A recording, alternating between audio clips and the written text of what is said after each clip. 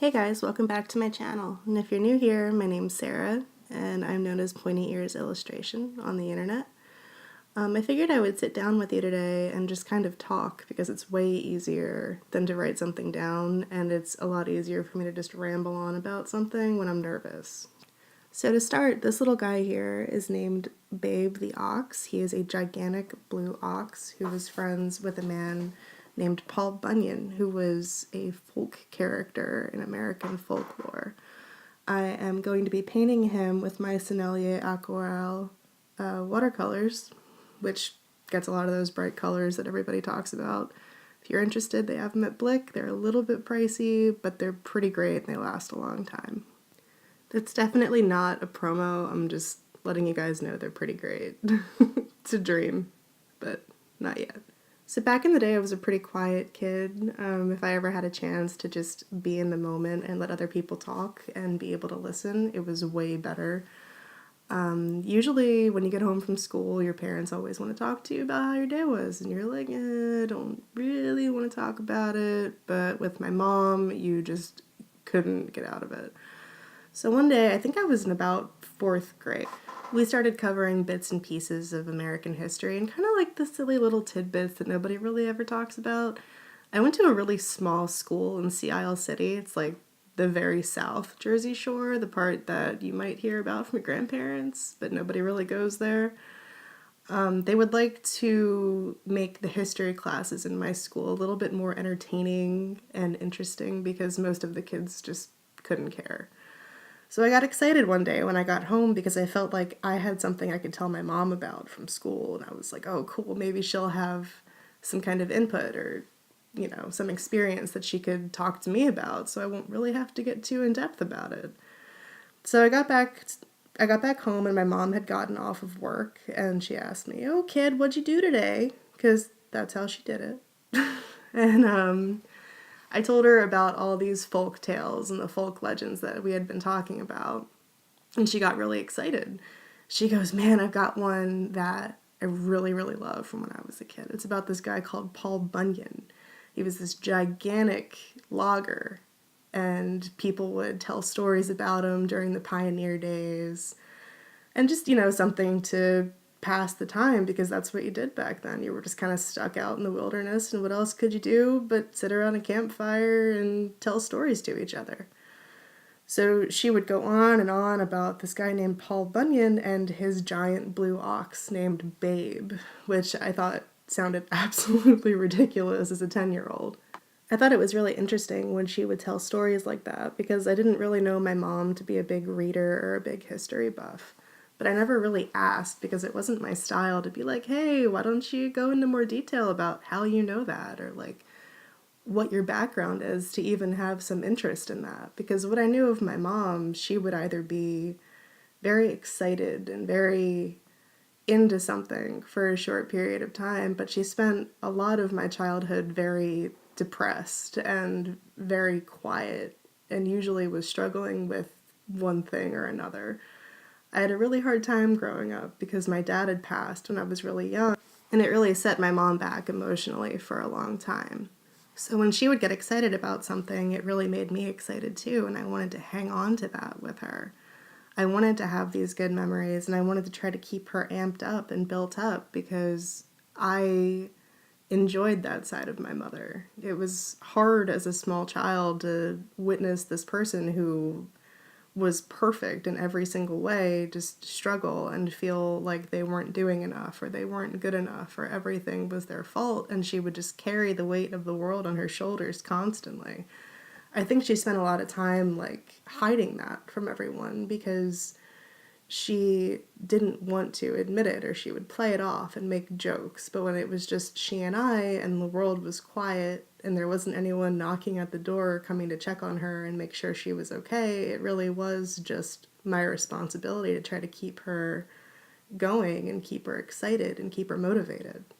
So because of that, I spent a lot of time kind of losing myself in fairy tales, losing myself in stories with these larger than life characters, with these characters that I would look up to and try to find in myself, or I would try to take bits and pieces of their character and add it to mine because I wasn't sure where I was supposed to find this strength from because I wasn't finding it in reality. A lot of how I think of the world now, and sometimes even what I struggle with, is probably because of that. I spent so much time hoping for greatness and goodness in all people that when you go out in the real world today, you're not really finding it in anybody, and it's kind of a shame. I know a lot of the time then and even now, when I would meet new people or even like with people that I had known, I would spend a lot of time like associating them with characters that I knew or like taking some of their characteristics and being like, oh, well, they're a lot like this person, or my father-in-law is a lot like Bilbo Baggins because he's just kind of a hobbit all the time. No big deal, good way to live your life, no shame there. But after my mom had introduced me to Paul Bunyan and Babe, I started looking for written documentation of these stories. And a lot of the time they would discuss Paul not so much as a logger, but just as this larger than life, kind of goofy dude who would try his best to help everybody and do good, but sometimes fell kind of short. And in other stories, he was just a hero and it was great. But I saw a lot of my mom in that, and I thought it kind of ironic in a way that she would introduce me to that character. Because when I would go with her places, or we would hang out with her friends or my family members, she was this larger-than-life, incredible person that everyone loved. She would bring happiness wherever she went. And she would make others feel so good, and she would help others, and she would go so far out of her way for everyone else that I think it would take a lot away from her. Just had this weird random thought, so I'm gonna jump in right here and put it in. Speaking of like goofy, odd things that she would do, I don't know if you guys remember how Keds were in the 90s, if you're old enough to remember Keds. They were, at the time, these kind of cheap, like, buy them at Walmart for a couple of bucks sneakers, and they were just kind of what I wore constantly.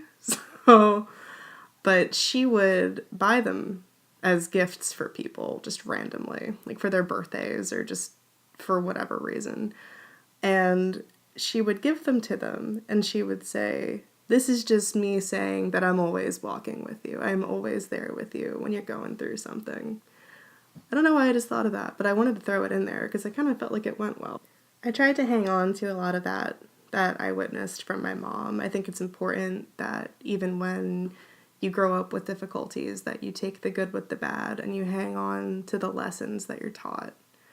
I think I find it really important to kind of put others before myself, and I like to know that everyone is taken care of before me, and I'm pretty sure I got that from my mom. I always really respected that she did that for other people.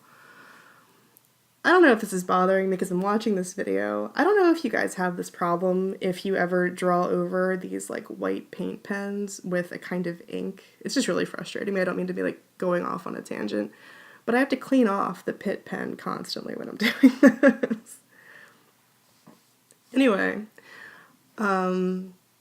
when I had gotten older, my mom had passed right at the end of 5th grade. So being 11, I kind of turned inward. I didn't really talk a lot about my feelings, and I kind of began this longer process of like self-destructing. It wasn't obvious for a long time, but I had fallen into this like world of fantasy to help myself cope because my living arrangements at the time were like pretty awful, needless to say. I'm sure a lot of people would disagree, but this is my video, so we're getting my perspective on it. But I fell more and more into this relying on stories and relying on fantasy and building my own worlds up kind of at the same time as I was building walls. It was obviously a very childish way of handling that. I spent a lot of time really angry with my mom. I felt like she had made the decision to leave. The way she passed it was an accident. It was a genuine accident. And it wasn't anyone's fault. But, you know, when you're 11, something has to be somebody's fault. It wouldn't make any sense if someone who was so larger than life and so important to the world, in my opinion, would just leave like that. It wasn't fair. I struggled a lot with the angst of that. I'm sure it was some mixture of just being a normal teenage girl and having kind of lost a lot of the support system that I had when I was a child. I struggled through it. And gradually, you get older, you make a great group of friends. I had a wonderful support system when I was an older teen, and I just kind of pulled myself out of it. And it was important that I experienced that and I witnessed these people who felt the same way about the world that I did. I loved that they pushed for me to be better and pushed for me to do good. So then I grew to understand that I could keep my mom's legacy alive. I could keep the tales moving like people did back in the day when they would like to talk about Paul Bunyan and that there was good in the world, even if it was kind of goofy and weird and messed up sometimes. But it's important to remember that there is good, and it's important to keep telling the stories about good during these times when things don't really seem that good all the time. And I am here in case anyone is ever struggling with this idea that there might still be some good in the world, or there might still be some good in you, honestly. I know we've all run into those times when it just felt like the world was falling apart and it kind of sucked. I want you to know that you're not alone. I know I've been there, and I know having sat down and told everybody this story was kind of like pulling teeth. I'm not a great public speaker. I'm not a very confident person, and I know that it's a struggle for a lot of people, just like it is for me. So let's keep doing the hard stuff together, I guess. You can always come back, or you can just message me on Instagram or Facebook. I am around if you ever need to talk. And I will see you guys next week, hopefully, if I can keep this up. But keep me honest. See you soon. Bye.